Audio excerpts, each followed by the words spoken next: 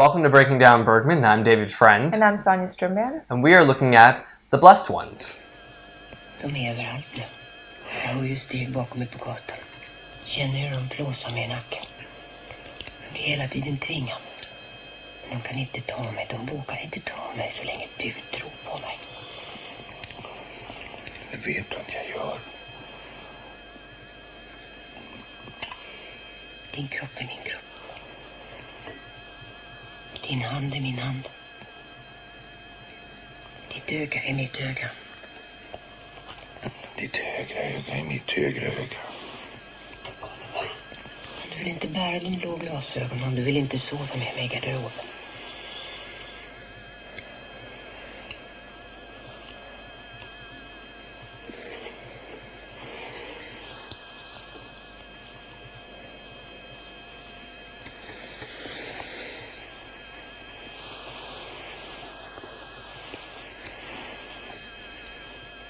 What stood out to me initially with The Blessed Ones is how dramatically different it looks from other Ingmar Bergman films.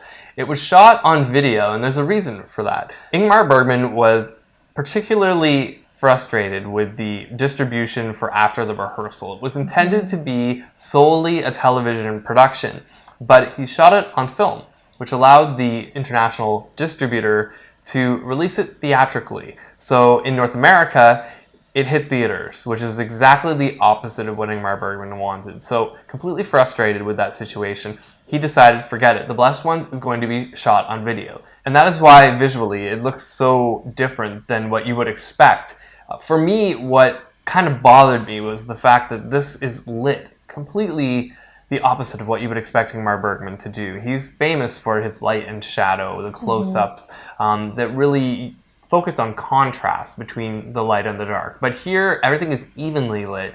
To me, it looked like a cheap soap opera. Oh, that's a little harsh. I think it's a little bit more sitcom-ish. Oh, that's better? Well, yeah, sitcoms are, a grade above soap operas. Okay. In my all right. hierarchy of things to all television. It's definitely noticeable that the sets are a lot less dynamic. Normally, we get a lot more camera movement. There's different angles. Lighting and shadow, which you already mentioned. And here it's just kind of flat.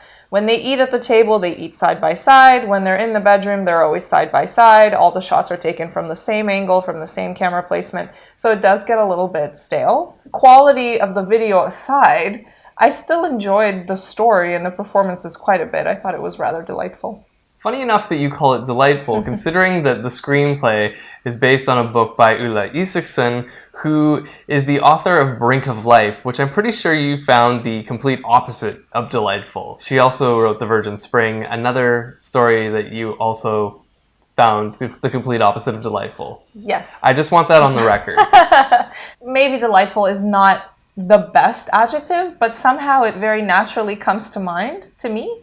And I don't know whether it's the tension between the dark subject matter, which is two people losing their sanity and committing suicide, in contrast with how the performances are delivered and how the people surrounding them treat the whole situation kind of nonchalantly.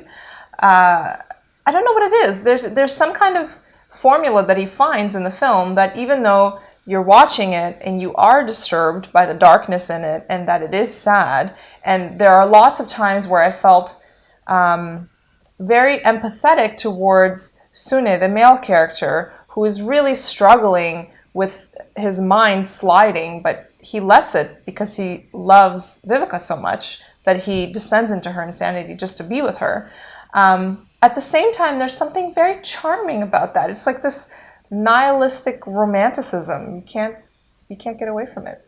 We meet the characters in a very curious scene that isn't exactly clear at the start of the movie. It's in a church in Uppsala, which is where Bergman was born. And literally, the character of Sune sort of falls onto the ground in tears.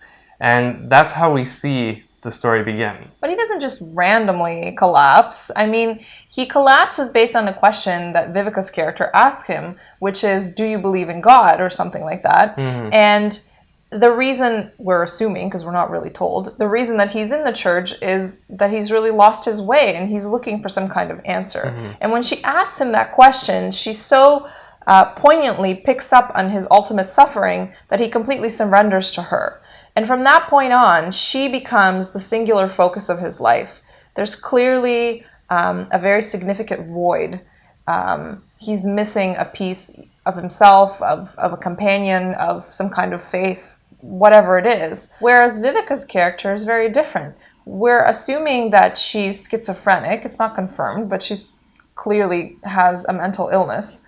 And because of that, she has a very realistic vision of some kind of alternate universe. And she believes in it so strongly, she sees it with such clarity and such force, that for Sune, who has this huge void, he starts to believe it too, because he's got nothing else to hold on to. And because he loves her, and he falls for her so deeply, he desperately wants to be a part of her world and to console her and to, be a companion and to conspire with her in the visions that she has. So he fully adopts her way of life, which, from a rational human being's point of view is completely insane. But one thing about the scene that's unclear is that you assume there's no history between them before this. But as the storyline progresses, it raises questions of whether or not they had met before this time when she asks him this question. I think the reason that happens is because the passage of time is not clearly marked. Mm-hmm. We know that time passes because they tell us that they're celebrating an anniversary of a certain amount of years and they're going to go away on a trip. But unlike in other Bergman films where the passage of time is very evident and we sense it, here it's just one scene to the next and you don't get that duration. Right? So it leaves the question, well, where's all this intimacy coming from? How did they progress so far in their relationship? So then you kind of are led to believe that maybe they knew each other from before. Maybe they met at the church. The point of origin is very unclear. But there's a scene early in the film that is quite revelatory later on in the storyline. Mm-hmm. It's when she receives the gift from Sune of a sleeping bag and accuses him of having an affair in it with another woman, because she found a hair in it. Now, this is kind of where the use of video rather than film plays an important role for Bergman, because there's no way of high definition and restoring this production to reveal that, in fact, there is no hair. It's literally just her holding the air. But to us, as viewers, as we watch the video, it seems like she is actually holding a hair. The truth is, nothing really exists. It's a figment of her imagination, and as viewers, a figment of ours. But we're forced to take her word for it, and so does Sune. And so he begins to behave like the guilty party. And the more that he plays into her forceful accusation, the more that she feels vindicated that it is, in fact, the truth, and it further feeds her illusions. This relationship quickly becomes the sort of parasitic relationship that we were referring to when we spoke about The Life of the Marionettes, one of Bergman's previous films. The couple in this story devolves as well, but it's further exaggerated in some ways. Yes, there isn't a murder involved, but in fact there is the deterioration of their relationship to the point that they kill each other or kill themselves together. The level of codependency in this relationship is definitely ill. They're ill to the point where they're self-destructive. They don't eat for days. They're shut-ins. They're completely isolated from the world. They push away anybody that tries to help them. And you can see it spiraling out of control. But for me, what's interesting is the way that they construct truths for themselves. With Vivica, you can understand it's a psychological disconnect. She sees it whether she wants to or not. But Sune has to actually manufacture these beliefs. He has to convince himself to live in her reality and to live by her rules. So that's really interesting, and that's where you see the struggle really playing out. There is a technique that he uses throughout the film, which is this repetition element, where they constantly repeat to each other, my body is your body, my eye is your eye, and they're constantly creating this mantra, this ritual about themselves, where the madder they become, the more fused together they become. So it's almost, irreparable. Even if he wanted to rejoin society and become better and disengage himself from her, he can't. And you see that in the film in the moment where, it comes to a fever pitch, she actually becomes hospitalized, even though that technically we would think would be his opportunity to be free from the clutches of her insanity. it actually pushes him off the brink and he goes completely mad, steals her from the hospital, and then they commit suicide together. One thing that we found interesting about how Bergman presents this story is how routine the madness becomes in their lives. There's a scene where the neighbors are kind of observing the absurdity of how they treat each other in public, and they kind of just shrug it off and say, oh, you know, they're there again doing their thing. The blessed ones. The blessed ones, yes, exactly. It's a very surprising and benign moniker if you really think about it. Blessed means that you're somehow innocent, you're above the fray in a way, you're with God already. It sounds very peaceful and charming. Whereas the reality is that you have these two people that are very self-destructive and spiraling down and are headed towards what you can assume would be definitely harming themselves or each other. And no one's willing to acknowledge that. One of the notable factors of The Blessed Ones is that this film ends with a degree of certainty that few Bergman films actually achieve. Usually he sort of leaves it up to the viewer to fill in the blanks in some respect. But here we actually see them seal the deal and kill themselves. In defense of the television medium, it sort of brings a raw intimacy to the storyline that perhaps wouldn't have come across in film. At first we see the couple, as you mentioned, sort of framed separately, side by side in a lot of shots, but that changes as the movie progresses, and near the finale we actually see them almost merge together, and almost literally merge together as they kill themselves.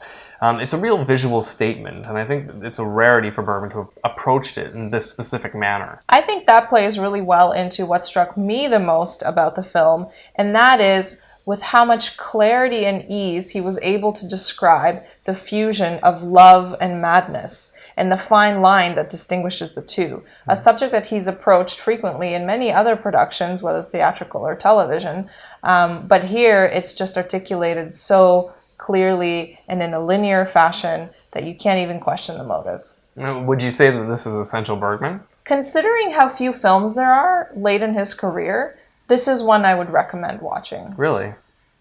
Just for that reason? No, I mean, I enjoyed it. I found it entertaining. It also gives you a lot to think about. I think the themes are very well developed without being overwhelming. It touches on frequent portrayals of both madness and relationships and dynamics within relationships that he tried to bring to us before, but not with so much distortion, perhaps. Okay.